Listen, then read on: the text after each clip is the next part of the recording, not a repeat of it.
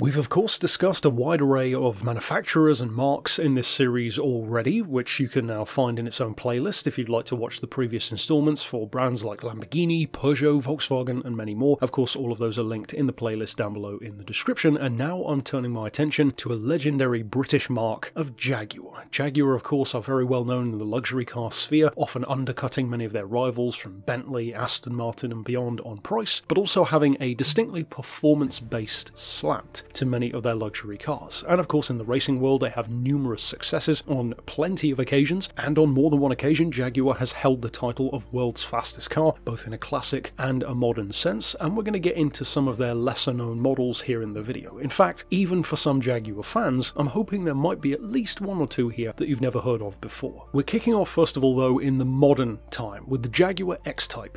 Not exactly a fan favourite for most Jaguar aficionados, although they do have their fans. This one though is the X-Type SC V8. This vehicle was unfortunately part of a stillborn racing program which never really got off the ground. Manufacturers like Vauxhall and Peugeot were planning to do it as well, but the entire series was scrapped. It was going to have a 550 horsepower 3.2 litre V8 engine. Thankfully though, the vehicle does technically still exist, and the version which you can see here in the video was later sold, albeit with a Lotus V8 engine rather than its original. As we move through this list, you'll see a bunch of different vehicles which have radically different styling or coach-built bodies, particularly in the more classic sphere. This one though is probably one of those which will maybe split opinions a bit more, given how legendary and how beloved the original vehicle underneath is. It is of course the Pininfarina version of the iconic XJ220. Now, this was actually built for the Sultan of Brunei, who already owned around 20 XJ220s. It was based on a 1992 XJ220 in particular, and it does have a number of revisions. It's not just a styling exercise. A revised cooling system, its interior was updated. No difference in terms of the engine, the horsepower, that kind of stuff, and probably the most significant technical difference between this one and a standard XJ, something which I would actually argue may well have made it quicker, was it actually was converted from the standard manual gearbox to an F1 style paddle shift. Next up we have a car which has been doing the rounds a bit more lately in the undiscovered classic sphere, and this is one which I have a lot of love for because of a connection which it has. More often than not in these series you'll have some kind of connection to other brands, and this is one of those.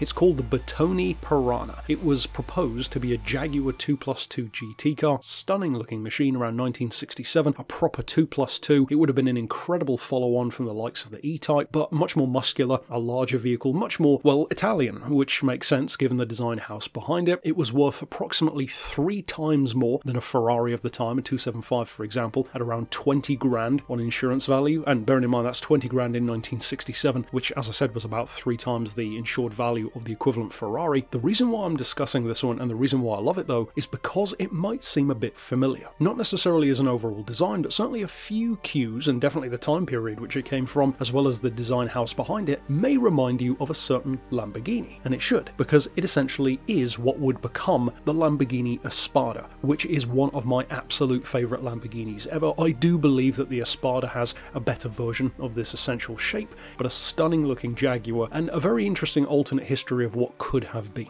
Next up we are revisiting the world of the XJ220, and for Jaguar fans you will definitely be familiar with this one because it's one of their most significant races. Some might not be familiar with this car having kind of the success which it did though, and it's the XJ220 CLM. This was basically Jaguar's last major victory at Le Mans. It finished 15th overall in 1993, but it was first in the GT category. The problem was, after winning, they took its victory away because of a technicality where its fuel tank was too big. You'd think that they would have known that before the race and got that sorted before the race, but it is kind of a shame. The next vehicle is one which I found out about the first time when I saw one randomly pop up for sale, and I kind of wish I'd bought it because it's really my kind of Jag. It's a TWR version of the Jaguar XJR, a 3.6 litre version. I believe they also did a version which was around 4 litres, or an option which was around 4 litres if I recall correctly. It had a few changes. It's not like a radical difference. It's not like a Lister Le Mans version of the XJS or anything like that, but it's just a bit more of a focused sport sportier, more exclusive version, and of course, coming from Tom Walkinshaw Racing, it's going to be good, it's going to be special, and it is going to be desirable. Only around 300 or so were made of these particular cars from what I could find, and one of the most significant differences here, as well as stuff like the sportier suspension, was a limited slip diff. And of course, being back in 1988 as it was one of the earlier examples of a team-up between TWR and Jaguar, who would go on to have more team-ups together, including the XJ220, which we just talked about. The next one is another example of a design which will probably divide opinion, and this one, in a funny kind of way, almost seems like a few decades ago version of what Jaguar is sort of doing now, with that radical different electric design. Not that this is an electric vehicle, and Jaguar themselves didn't design it. It's another Pininfarina though, the Pininfarina XJ12. It was developed, or built really, in 1973 as a celebration of Jaguar and their V12s in particular. It was V12 powered. It was a tribute to Jaguar, and even though the vehicle itself didn't reach production, it did in fact lead to Jaguar commissioning Pininfarina to redesign elements of the 1979 shape Series 3 XJ. So even though this car itself didn't reach production, it did have some cause and effect for future design elements within the XJ range. Next up, we're staying in Italy as far as design houses go, but changing from Pininfarina to Ital design with the Jaguar Kensington. This is a, well, curious looking vehicle. I can see some people loving it and some people hating it. To me, it actually looks more like a Maserati of the time, like a biturbo quattroporte kind of vibe, built around 1990 with, again, V12 power. And the really weird part about this story is, even though of course it never reached production as a Jaguar, it ended up becoming the Daewoo Leganza. The next one is a design study which will be familiar to some classic Jaguar fans, and this is the kind of car that you will sometimes see pop up in a Google image search for cool old concept cars and stuff like that. The 1970s, late 70s in particular, XJ Spider. This is a vehicle which immediately looks so much more fresh, so much more exotic, and so much more futuristic than the XJS of the time. Once again designed by Pininfarina, a recurring name it seems with Jaguar's history, uses an XJS as its base with, again, a V12 engine, and this was the first year when this one was shown when the British Motor Show first changed over to being held at the NEC instead of in London. In fact, people apparently liked this so much that some deposits were attempted to be put down, but unfortunately Jaguar just didn't have the funds to do it. And that really is a shame. The next one we're not going to camp out on for too long because I've already of course featured it in its own episode of Unsung Heroes. You've probably expected it to be on the list, and it is. The Black Jag. This is one of two very similar looking concept supercars by Ford design, or Fior,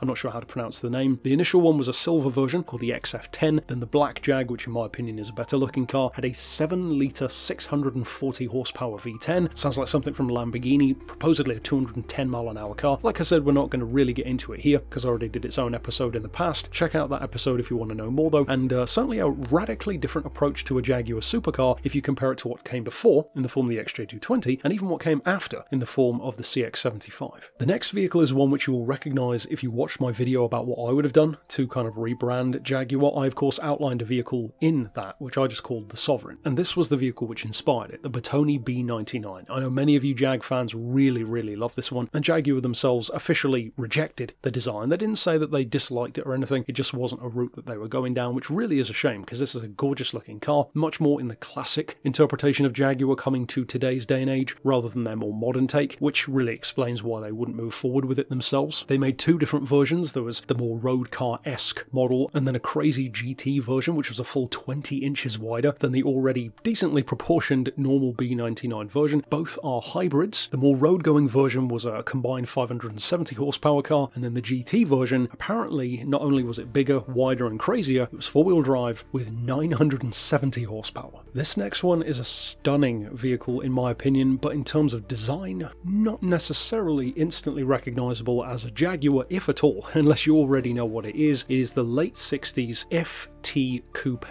the Bertone 420. It was based of course on the S-type Jaguar of the time. It was shown at Geneva, and apparently Jaguar liked this enough to effectively commission 1,000 of these to be built by Bertone, but then they only supplied Bertone with 2 donor vehicles, so only 2 were ever made. Bit of a weird one there in terms of maybe who doxed that idea, what happened behind the scenes, I don't know, but it's a shame. On the one hand, it's a vehicle which kind of looks like a Beamer from the front and like a Bristol from the side and maybe an Isuzu 117 from the back, but it's a pretty gorgeous looking car, and whether it looks like a Jag or not, it is a gorgeous classic car. The next one is a vehicle which I picked out of a slew of different similar vehicles which you could easily choose, and that's the reason why I chose it. I want you to check out more of these if you like the design design, because if you just type in basically Zagato Jaguar or Zagato XK, you'll see a bunch of different versions and variants of these special one-off Jags, and we can't spend all day talking about every single one because most of them are essentially just coach-built special bodies without too much of a change underneath. But to me they are gorgeous looking cars. This Zagato XK140, for example, built around 1956 as a one-off for an Italian Jag dealer. They're just stunning looking cars. Again, not necessarily immediately recognizable as a Jag, almost looks like an Austin A35 if it were a sports car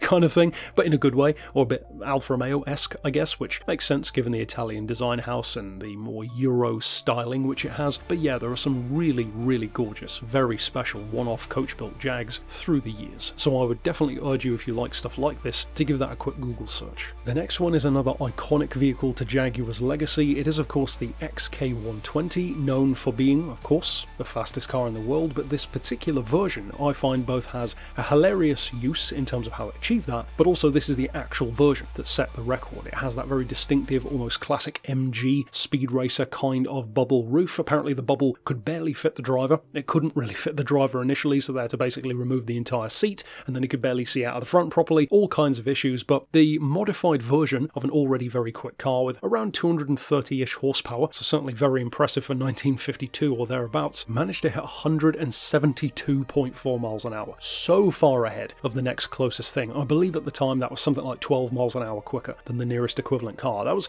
over 12 miles an hour quicker than something like a Mercedes Gullwing, which of course at the time was one of the top tier sports cars in the world. Part which I find really funny about this one though is that it was actually converted back into a road version and then just sold to a customer.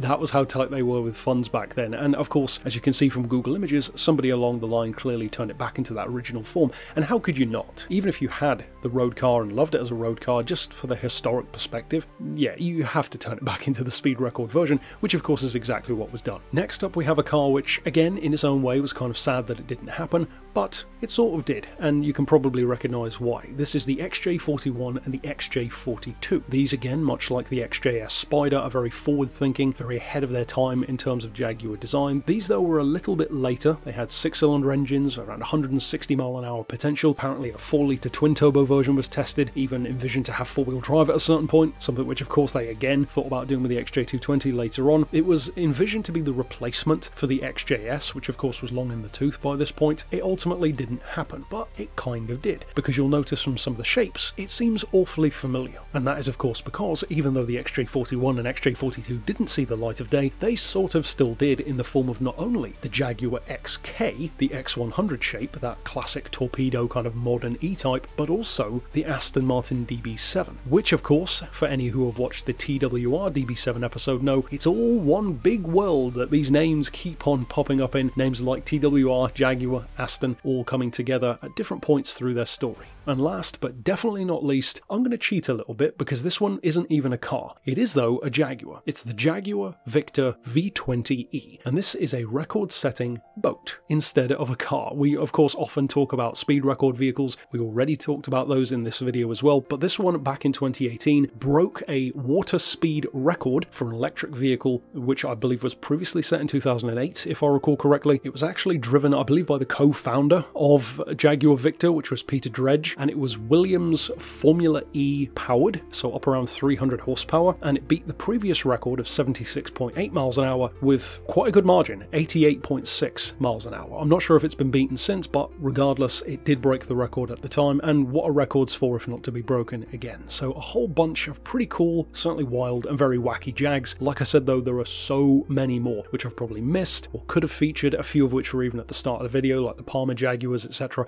So of course, add yours down below that you think I should have mentioned or maybe forgot about. And again, if you haven't checked out the previous episodes, there are so many really interesting vehicles from these manufacturers which you might not have been familiar with. So check out those. I'll see you next time with more, and thanks for watching.